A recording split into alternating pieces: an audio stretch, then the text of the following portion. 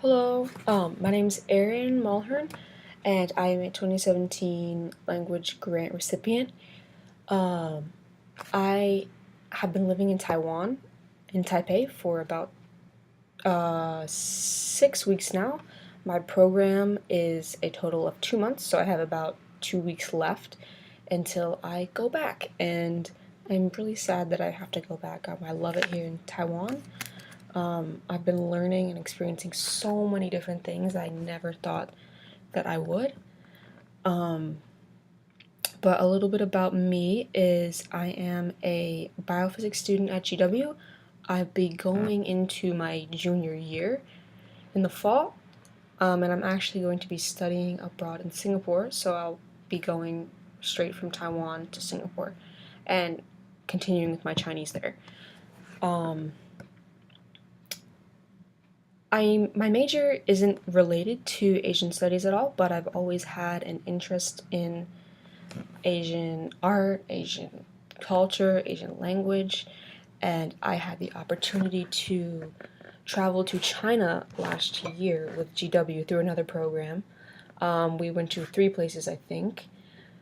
Yeah, we went to three places, and the first week we spent in Nanjing basically learning phrases to speak to people while traveling in China. So, how much does this cost? Where is blah blah blah? Counting, how to introduce myself, tell people how old I am, where I'm from, my name. And when I came back from that last summer, I really, really, really wanted to continue learning Chinese. And I tried and I tried and I tried to work Chinese into my schedule at university, but it was too much with the amount of courses I was taking this past year. So I was looking into different programs in the summer, and I came across this program through GW, and I applied, and here I am now in Taiwan. Um, I'm in Taiwan because I've already traveled to China, and Taiwan also speaks Mandarin. Um, I just wanted to see the differences between the two countries themselves. Um, I love China, but I have to say I love Taiwan more. The people are super, super, super friendly. Their Chinese is much easier to understand. They speak a bit slower than Chinese people do. Um, and I think I've just also been living and actually experiencing more of the culture in Taiwan as compared to only 2 weeks in China. So I think I'd have to go back to China and really spend time there to compare the two. But another reason why I'm studying in Taiwan is because they write in traditional writing, which is much different from simplified, which they use in mainland China and in other Mandarin speaking countries like Singapore, and even in the US, they tend to use simplified writing. In Chinatown, you'll see signs in Chinese, so they tend to be simplified. Um, I wanted to learn traditional because I feel that the character holds more meaning. I always use this example, and I think I used this example in my last post too, is the word for love, the Chinese word for love. So basically, there's the Chinese character for heart inside the character for love in the traditional writing. So in the simplified, they take the heart out to cut down the amount of strokes. And I feel that that takes away a lot of the meaning. So basically, you've taken the heart out of love. Um, Sometimes I do think that the simplified is much quicker and easier to write, but I still enjoy the traditional more. Um, I came to Taiwan with almost no Chinese. I basically knew how to introduce myself and count, and that's really all I remember from my days in China. Um, and I knew that Chinese was a tonal language, but I guess I didn't really know the extent to which it was. So in English, I could literally speak in a monotone and you could understand everything that I'm saying. But if I spoke like that here, they would have no idea what I was saying. So there's basically four tones, actually five tones. The first is like neutral. I'll just do it with like ta. So ta, and second is ta.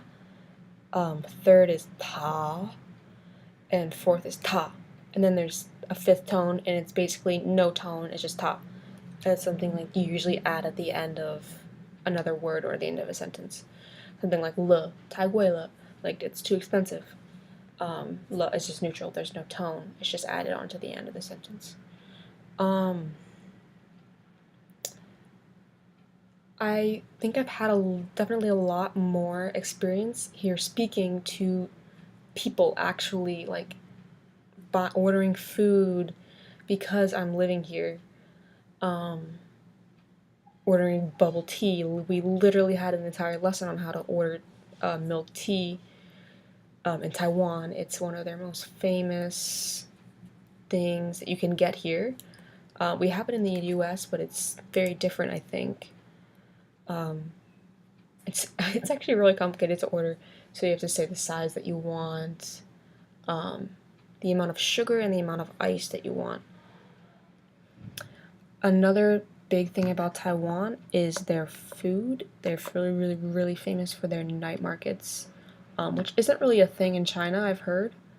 But they're super, super, super nice. So basically, they're open from, I want to say 5 to 2 a.m. every night. They sell all types of food, all types of clothing. There's random stores. You can get like your fortune told there.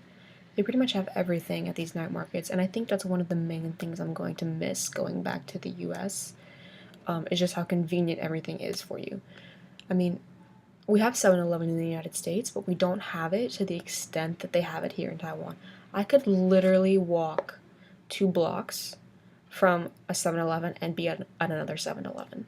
They're everywhere. They're everywhere. And they do so much. You can send packages, you can print documents, you can buy train tickets, you can reserve train tickets. It's just crazy the amount of things that they can do and how convenient it is for the people. And you can also pay with your Metro card. So basically you have a card that to get on the Metro, kind of like our smart card, but you can pay for your food at 7-Eleven with this card. And you can pay at a bunch of different places with this card, which I think is really, really nice. And I've found that Taiwan is very, very, very cash oriented. Rarely do they accept card.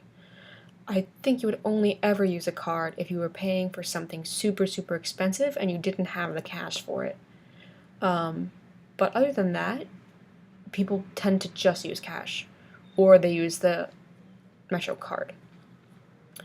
I mean, I've been living in Taiwan for 6 weeks, and I have to say that the people here are the most friendly people I have ever met in any country. They will go like the extra mile to help you. This morning, actually, my friend and I were eating breakfast, and we couldn't really read the menu at all. It was all in Chinese, and of course, we know a few select characters like some egg or soy milk or something like that, but we don't know what everything is on the menu, and we knew that we wanted what the guy next to us was eating, so we asked him in Chinese, "Oh, can you tell us what this is on the menu?" But he basically told us to come up with him to the counter, and he ordered us 2 of what he was getting, what he had. And I think it's like you wouldn't really experience that in another country, even if they were foreign. I feel like they would just point it to you on the menu. They wouldn't actually go up and order it for you and help you learn the character and understand what it is. And I don't know if that's just because a lot of maybe people in the US they don't speak Chinese, but usually everyone else can speak English. But even, I mean, people just want to talk to you. If you say I'm eating, I want to order something from a food stall in the night market super, super close by, pretty much if I order in Chinese, they will ask me so many questions about myself in Chinese, like, oh, where are you from? Why are you here in Taiwan? Are you studying? How long are you going to be studying for? They just want to get to know they just want you to speak to them, I guess, in Chinese, which I think is super cool. I think it's a great way to keep learning and keep practicing. There's a guy at one of the night markets that I go to pretty much every week. He sells like the pig's blood cake with the peanuts on it, and he talks to me for 30 minutes every time. He's always, oh, how's your Chinese? How's your Chinese been going in English? And then I'm like, oh, it's good. I learned about this today. And then he'll ask me some questions in Chinese pertaining to what I actually learned, which I think is super, super, super nice. I don't know. It's just the people are just very, very, very friendly and they're very helpful.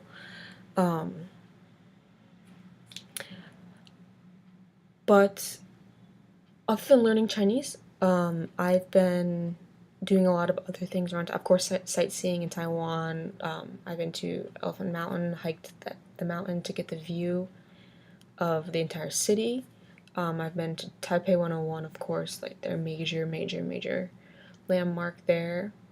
A bunch of temples. Oh, the memorial hall for the founder of Taiwan. So basically, after there was a conflict where a certain political party was basically banned from China, they fled to Taiwan, they founded Taiwan.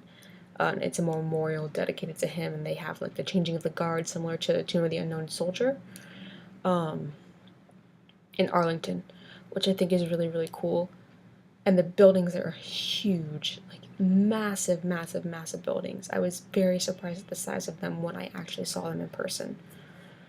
And then actually this weekend I just went to Hualien. I took the Gaotie, the high-speed rail down.